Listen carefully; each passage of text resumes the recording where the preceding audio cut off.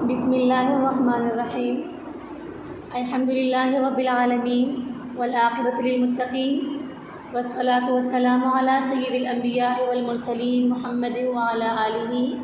واصحابہ ومن ہدی بہدیہ الی یوم الدین، اما بعد۔ عزیز طالبات، السلام علیکم ورحمۃ اللہ وبرکاتہ۔ صحیح مسلم کے گزشتہ دروس میں المسألۃ الخامسہ یعنی مسئلہ تقدیر کے بارے میں بحث ہو رہی تھی۔ آج بھی اسی مسئلہ تقدیر کے بارے میں مزید پڑھیں گے۔ تو جبریہ کا اس میں ایک اور سوال پیدا ہوتا ہے کہ اگر سوال کیا جائے کہ بندوں کے افعال کے ساتھ اللہ تعالیٰ کا صرف علم ازلی ہی متعلق نہیں ہوتا بلکہ ارادہ بھی متعلق ہوتا ہے، چنانچہ بندے کا کوئی فعل اللہ تعالیٰ کے علم ازلی اور ارادے کے خلاف نہیں ہو سکتا، اور مسئلہ قضاء اور قدر کی حقیقت بھی یہی ہے۔ بس اس پر جبریہ کہہ سکتے ہیں کہ جب بندے کا کوئی فعل اللہ تعالیٰ کے ارادے کے خلاف نہیں ہو سکتا تو پھر بندے کا مجبور محض ہونا لازم آیا اور مذہب جبریہ ثابت ہو گیا۔ تو اس کے بھی دو جواب ہیں، ایک تحقیقی اور دوسرا الزامی جواب۔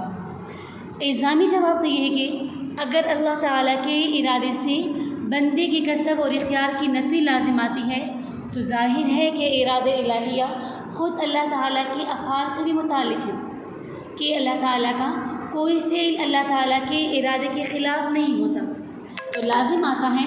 کہ اللہ تعالیٰ کا بھی اختیار اپنے افعال پر باقی نہ رہے،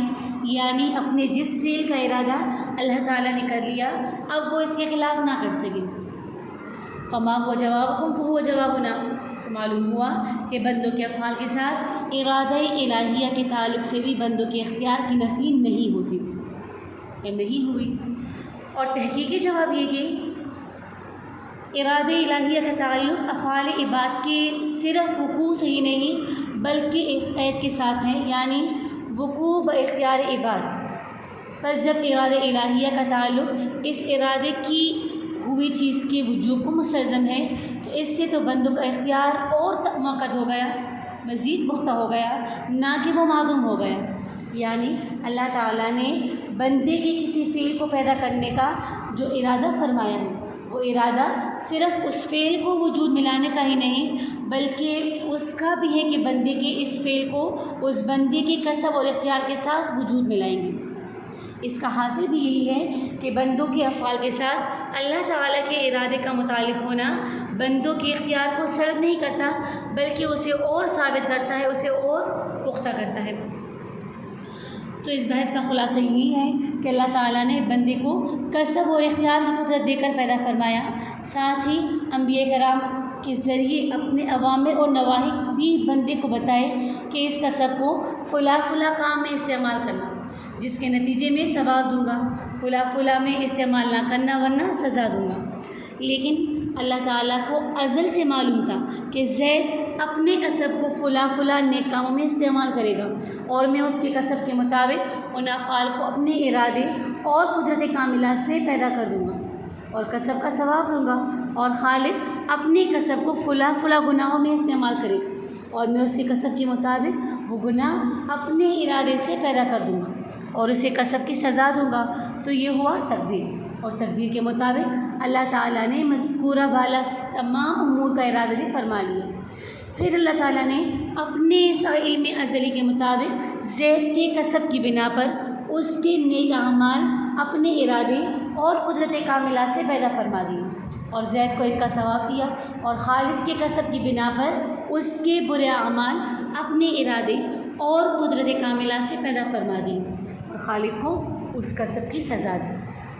تو اس تفصیل سے یہ بات خوب واضح ہو گئی کہ اہل سنت والجماعت کے مذہب میں نہ اللہ تعالیٰ کے علم ازلی میں کوئی کمی آئی، نہ قدرت کاملہ میں، نہ ارادہ الہیہ کے خلاف کوئی فعل وجود میں آیا، نہ اللہ تعالیٰ کا شر سے متصف ہونا لازم آیا، نہ انسان اپنے افعال میں مجبور محض ہوا، نہ قدر مطلق ہوا، نہ تکلیف ما لا یطاق لازم آئی، نہ ہی عدل کے منافی کوئی کام ہوا، نہ انسان خالق بنا بلکہ وہ خود بھی مخلوق رہا اور اس کے افعال بھی مخلوق رہے، یعنی ہر چیز اپنے اپنے مقام پر اپنے اپنے درجے میں ہی رہی۔ تو کسب کی بحث کا خلاصہ یہ ہے کہ انسان کے تمام اچھے برے افعال اللہ تعالیٰ کی قضا اور قدر کے مطابق ہونے کے باوجود بندے کی کسب اور اختیار کے ساتھ ہوتے ہیں۔ اب کسب کے بارے میں ایک ضروری وضاحت کی کہ بندے کا کسب ایک قسم کی خفیف سی قدرت غیر مستقلہ ہے جو فعل کو پیدا نہیں کرتی اور اس کو وجود میں لانے کے لیے کافی بھی نہیں۔ اب یہاں اتنی بات اور واضح ہو جانی چاہیے کہ یہ خفیف سی غیر مستقل قدرت ہمارے افعال کو وجود بخشنے میں دخل تو رکھتی ہے لیکن تاثیر بالکل نہیں رکھتی۔ یعنی یوں نہیں ہے کہ انسان کے فعل کو وجود میں لانے کے لیے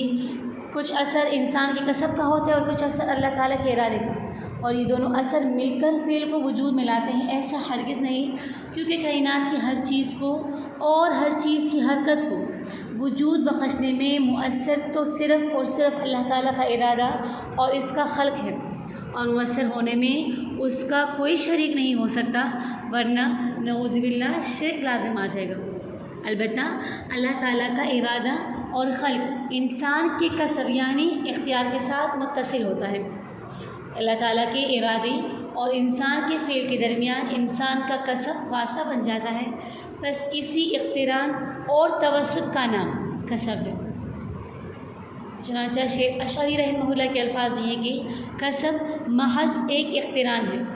اور اسی اقتران اور اتصال کی بنا پر بندے کو جزا اور سزا ہوتی ہے۔ تفصیل اس کی یہ ہے کہ اللہ رب العالمین اپنے بندوں کے جسم اور اعضاء میں بہت سی حرکتیں اور افعال تو ایسے پیدا فرماتا ہے کہ ان میں بندوں کے کسب اور اختیار کو کوئی دخل نہیں ہوتا، یعنی ان حرکتوں اور افعال کو اللہ تعالیٰ بندوں کے کسب اور اختیار کے واسطے کے بغیر پیدا فرماتا ہے۔ مثال کے طور پر دل کی دھڑکن، نبض کی حرکت، اس طرح رعشہ کے مریض کے ہاتھ کی حرکت، رعشہ پیچھے بھی گزر چکا تھا، یعنی ایسا شخص جس کے ہاتھ پر لرزہ طاری ہو، تو رعشے کے مریض کے ہاتھ کی حرکت، سخت سردی سے جسم میں لرزہ وغیرہ، یا مثلاً سوتے سوتے بولنا یا چلنا جیسا کہ بعض لوگوں سے ہو جاتا ہے، تو بندے کی ان غیر اختیاری حرکات اور افعال پر شریعت میں کوئی ملامت بھی نہیں، اور ان پر آخرت میں جزا اور سزا بھی اسی لیے نہیں ہوتی کہ اللہ تعالیٰ نے یہ قانون بنا رکھا ہے کہ وہ کسی بندے کو ایسی چیز کا ذمہ دار نہیں ٹھہراتا جو اس کی قدرت میں نہیں، اور اللہ تعالیٰ نے اپنے بندوں کے کچھ افعال ایسے پیدا فرمائے ہیں کہ ان میں بندوں کے کسب اور اختیار کو دخل ہوتا ہے، یعنی بندے کا کسب اللہ تعالیٰ کے ارادے اور وجود فعل کے درمیان واسطہ بنتا ہے، اور بندوں کو جزا یا سزا صرف ایسے ہی افعال پر ہوتی ہے۔ یہی وجہ ہے کہ انسان سے جو غلطی یا بھول چوک سے ہو جائے اس پر آخرت میں کوئی سزا نہیں، کیونکہ اس میں انسان کا کسب اور اختیار بیچ میں نہیں آئے۔ تو خلاصہ یہی کہ بندوں کے جن افعال پر جزا یا سزا ہوتی ہیں وہ وہی ہے جن کو اللہ تعالیٰ بندوں کے کسب اور اختیار کے مطابق پیدا فرماتے ہیں، اگرچہ ان افعال کے پیدا ہونے میں اس کسب اور اختیار کی اپنی کوئی تاثیر نہیں۔ اس کی مثال یوں سمجھیں، مثال کے طور پر ایک آدمی کو کار چلانے کے لیے دی گئی، گاڑی چلانے کے لیے دی گئی، مگر اس گاڑی کے تمام آلات جو ڈرائیور استعمال کرتا ہے تو وہ سارے ہی ناکارہ ہیں، یعنی گاڑی ان کی کسی حرکت سے ذرہ برابر بھی حرکت نہیں کرتی اور ان کا کوئی اثر قبول نہیں کرتی۔ اب جسے یہ گاڑی چلانے کے لیے دی گئی تھی تو اسے ڈرائیور کی سیٹ پر بٹھا دیا گیا اور برابر کی سیٹ پر اس کا مالک بیٹھا ہے جو اس پوری گاڑی کا سانح ہے۔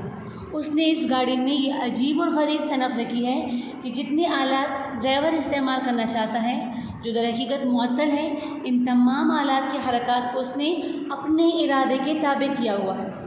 تو جب ڈرائیور اپنے سامنے کے آلات میں سے کوئی آلہ گھمانا چاہتا ہے تو مالک اس آلے کو گھما دیتا ہے اور اس آلے سے متعلق اس عمل کو اپنے ارادے سے پیدا کر دیتا ہے جو ڈرائیور کو مطلوب تھا۔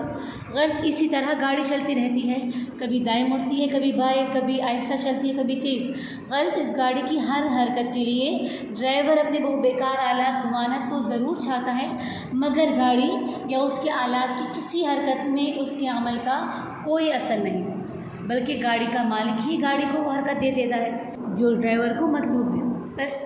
بس ایک اتصال اور معیت ہے جو ڈرائیور کی غیر مؤثر حرکات اور مالک کی مؤثر تدبیر میں پائی جا رہی ہے۔ مالک نے ڈرائیور کو بتا رکھا ہے کہ گاڑی میں جن حرکات کا تم کسب کرو گے وہ تم تو پیدا نہ کر سکو گے، مگر میں چاہوں گا تو پیدا کرتا رہوں گا۔ وہ حرکات ٹریفک کے قوانین کے موافق ہو یا خلاف،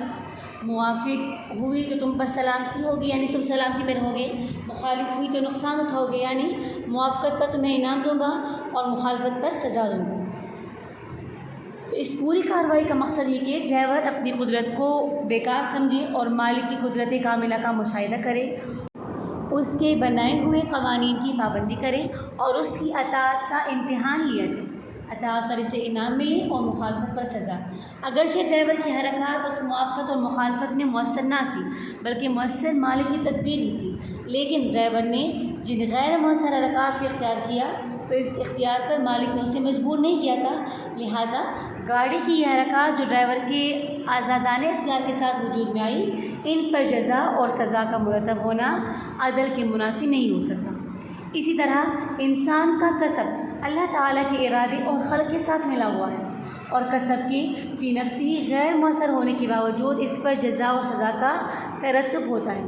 اچھے کسب پر جزا ملتی ہے اور برے کسب پر سزا۔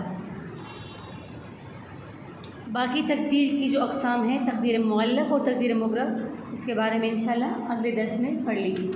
جزاکم اللہ خیر لکم۔ السلام علیکم ورحمۃ اللہ وبرکاتہ۔